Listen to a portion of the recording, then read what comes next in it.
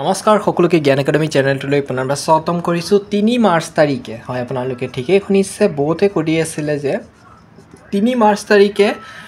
merit লিষ্টটো ওলাব নেকি দাদা ফাইনেল কে গতিকে বন্ধুসকল এটো গৱৰ্ণমেণ্টৰ ফালৰ পৰা এটা আপডেট আহিছিল যে 3 মাৰ্চ তাৰিখে আপোনালোকৰ মেৰিট লিষ্টটো আপডেট মানে দিয়া হ'ব বুলি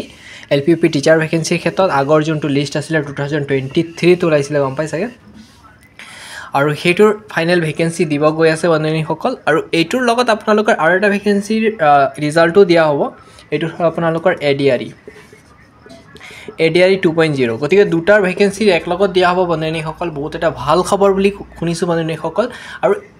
এলপিইউপি টিচাৰ ভেকেন্সিৰ লগতে এডিআৰই 2.0 ৰ ৰিক্ৰুটমেন্ট প্ৰসেছটোৰ ক্ষেত্ৰত নিযুক্তি প্ৰদান কৰা হ'ব আৰু এইটো এটা বিশাল নিযুক্তি প্ৰক্ৰিয়া হ'ব গৈ আছে অসম চৰকাৰৰ ফালৰ পৰা বন্ধুসকল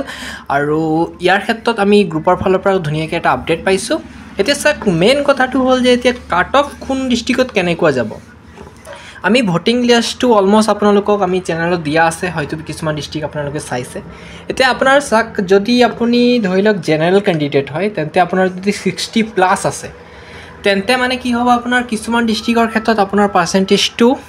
ভাল থাকিব কিন্তু কিছুমান ডিস্ট্ৰিক্ট আছে যেনেকৈ ৰেড জোন হিচাপে পৰি আছে হেবোৰ ডিস্ট্ৰিক্টৰ ক্ষেত্ৰত আপোনালোকৰ 60% বা 61%ৰ ক্ষেত্ৰত অলপ অসুবিধা হ'ব পাৰে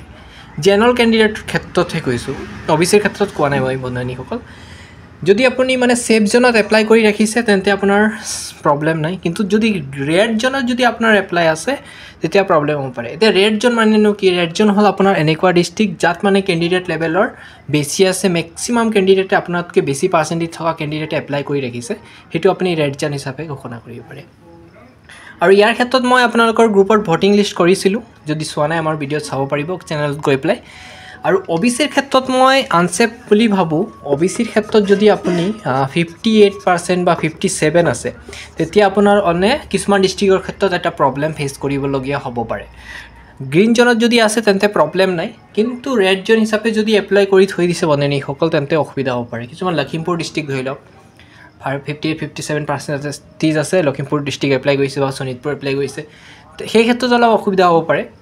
মই ডাইৰেক্ট নকও বনেনীসকল যেটো মানে ভোটিং লিষ্ট পাইছো আমি আমাৰ চেনেলত আৰু সেই ভোটিং লিষ্টৰ ওপৰত ডিপেন্ড কৰিহে আপোনালোকক মই আপডেটবোৰ দি আছো এতে বহুতে ক্যান্ডিডেটে ক'ব যে এনে দাদাই দি আছে এবোৰ আপডেট কিন্তু বনেনীসকল এটো আপোনালোকৰ এনালাইসিছৰ ফালৰ পৰাহে কৈছো বনেনীসকল আৰু এই এনালাইসিছটো আমি গ্ৰুপৰ ফালৰ পৰা আপডেট যোনটো লিষ্ট আছিল ধৰিলক আপোনালোকৰ ভোটিং যোনটো কৰা হৈছিল আৰু ভোটিংৰ যি কেজন ক্যান্ডিডেট ম্যাক্সিমাম ভোটিং কৰিছিল সেই ভোটিংৰ ওপৰত আপডেটটো দি পেলাইহে আপোনালোকক ফাইনেল আপডেটটো দিয়া হৈছে ঠিক আছে বন্ধুসকল যদি মই ক'ব যাও এসসি ক্যান্ডিডেটৰ ক্ষেত্ৰত 55 যাৰ আছে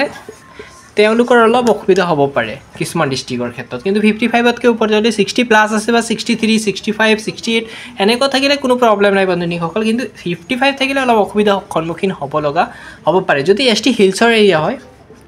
এসটি হিলছ আছে এসটি প্লেন আছে প্লেনৰ হিলছৰ ক্ষেত্ৰত বহুত কম পাৰ্সেন্টেজ যোৱা চান্স আছে প্লেনৰ ক্ষেত্ৰত অলপ বেছি যাব কিন্তু এবাৰ এসটি হিলছৰো এক দুটা মান ক্যান্ডিডেট বেছি আছে বন্ধুসকল 2023 যোনটো আপোনাৰ ভেকেন্সি ওলাইছিল কিন্তু নতুনকৈ যোনটো ওলাব গৈ আছে এলপিইউপি টিচাৰ ভেকেন্সিৰ ক্ষেত্ৰত নতুনকৈ যোনটো পোষ্টিং হ'ব ইয়াৰ ক্ষেত্ৰত ক্যান্ডিডেট লেভেলটো অলপ বেছি থাকিব আগতকৈ বন্ধুসকল কাৰণ মই এনেই কোৱা নাই আপোনালোকক অলপ জনাই দিব বিচাৰিছো এই যোনটো নতুন আপোনাৰ 2025 ত এপ্লাই হ'ব গৈ আছিল মানে এপ্লাই হৈছে আৰু সেই ভেকেন্সিৰ ক্ষেত্ৰত বন্ধুসকল এবাৰ ক্যান্ডিডেট সিটেড কোৱালিফাই ক্যান্ডিডেট বহুত বেছি আছে লগতে এট অসমৰো ক্যান্ডিডেট আছে কিন্তু ম্যাক্সিমাম আপোনাৰ পাৰ্সেন্টেজ লেভেলটো চাব লগা মতে সিটেডৰ আছে কাৰণ বন্ধুসকল ম্যাক্সিমাম ক্যান্ডিডেট আছিল যি সকলে সিটেডৰ মাৰ্কটো বহুত ভাল এটা উঠাই ৰাখিছে গতিকে তেওঁলোকৰ মানে পোষ্টটো ভেকেন্সি পোৱাৰ ক্ষেত্ৰত বহুত এটা ভাল মানে সুযোগ আছে ঠিক আছে নেক্সট এটেটৰ ক্ষেত্ৰত ক'ব বিচাৰিছো এটেটৰ কিছুমান ক্যান্ডিডেট আছে তেওঁলোকৰ ভাল আছিল কিন্তু আগতে যেহেতু এটেটৰ পাৰ্সেন্টেজ লেভেলটো ইমানো হাই যোৱা নাছিল সেই ক্ষেত্ৰত সিটেটৰ তুলনাত এটেটটো অলপ কম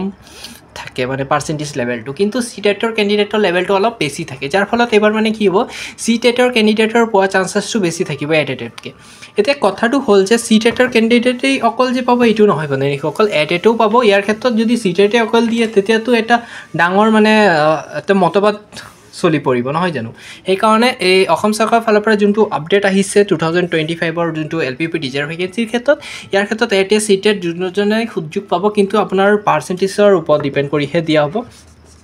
যাৰ পাৰ্চেণ্টেজ লেভেলটো অলপ ভাল আছে তেওঁলোকেহে পোৱা চান্সেছ আছে ইয়াৰ ক্ষেত্ৰত আপোনালোকৰ ডকুমেণ্ট ভেৰিফিকেশ্যনটো অতি শীঘ্ৰে ষ্টাৰ্টিং হ'ব আৰু এই ভেকেঞ্চিটো ফাৰ্ষ্টত আপোনাৰ যোনটো আগৰ যোনটো ভেকেঞ্চি এইটো দি ল'ব তাৰপিছতহে আপোনাৰ যোনটো নতুনকৈ প্ৰক্ৰিয়া চলিব তাৰ ডকুমেণ্ট ভেৰিফিকেশ্যনটো কৰা হ'ব ঠিক আছে বন্ধুসকল নতুন আপডেট পালে আপোনালোকক মই চেনেলটোৰ ফালৰ পৰা জনাই দিম মুঠতে আমাৰ চেনেলটো ছাবস্ক্ৰাইব কৰক আপডেট পালে আপোনালোকক অতি সহজে মই চেনেলটোৰ জৰিয়তে জনাই দিম ধন্যবাদ